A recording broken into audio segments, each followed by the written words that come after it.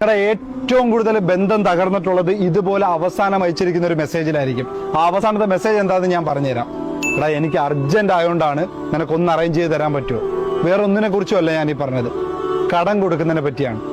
ലൈഫിൽ ഒരുപാട് മിസ്റ്റേക്ക് ചെയ്തിട്ടുള്ള ഒരു വ്യക്തിയാണ് ഞാൻ. നിങ്ങൾക്ക് ദാനം കൊടുക്കാം, വീണ്ടും ഞാൻ പറയുകയാണ്, നിങ്ങൾക്ക് ചാരിറ്റി ചെയ്യാം, സഹായിക്കാം, എല്ലാം ചെയ്യാം. പക്ഷെ നിങ്ങളത് മറന്നേക്കണം. കടം കൊടുക്കുക എന്ന് പറയുന്ന ഒരു സംഭവം നിങ്ങളുടെ ലൈഫിൽ ഏറ്റവും കൂടുതൽ ബന്ധം തകർക്കുന്ന ഒരു സംഭവമാണ്. അത് സുഹൃത്തുക്കളുടെ ഇടയിലായിക്കോട്ടെ, ഫാമിലിയുടെ ഇടയിലായിക്കോട്ടെ, ഇനി നിങ്ങളുടെ കൂടെ വർക്ക് ചെയ്യുന്ന കൊളീഗ്സിന്റെ ഇടയിലായിക്കോട്ടെ, ഏറ്റവും കൂടുതൽ സംഭവിക്കുന്ന ഒരു സംഭവമാണ് ഇതെന്ന് പറയുന്നത്.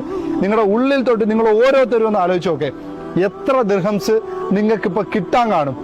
നിങ്ങൾക്ക് ചോദിക്കാൻ മടിയായിട്ടുള്ള കാര്യങ്ങൾ കാണും. നിങ്ങൾ കഷ്ടപ്പെട്ട് നിൽക്കുകയായിരിക്കും ഇപ്പോൾ, പക്ഷേ നിങ്ങൾ ഒരു തവണ കൊടുത്ത ആളുടെ അടുത്തൊന്ന് ചോദിച്ചു നോക്കെ, അവർ പറയും ആ തരാം, ഞാൻ അറേഞ്ച് ചെയ്ത് തരാമെന്ന് പറയും. രണ്ടാമത്തെ തവണ നിങ്ങൾ ചോദിച്ചു നോക്കെ, എടാ തരാന്ന് പറഞ്ഞില്ലേ, അവസാനം ആ കാശ് നമ്മൾ കടം ചോദിക്കുന്ന കണക്ക് ചോദിക്കേണ്ട ഒരു അവസ്ഥ വരും.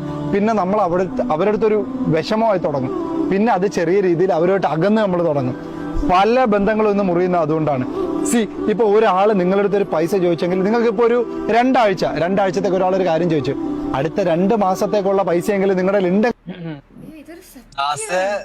നോ പറയാൻ പറ്റാത്ത ആളുകൾക്കാണ് ഈ അബദ്ധങ്ങളെല്ലാം. ചേച്ചി 8 പറയല്ലേ ചേച്ചി?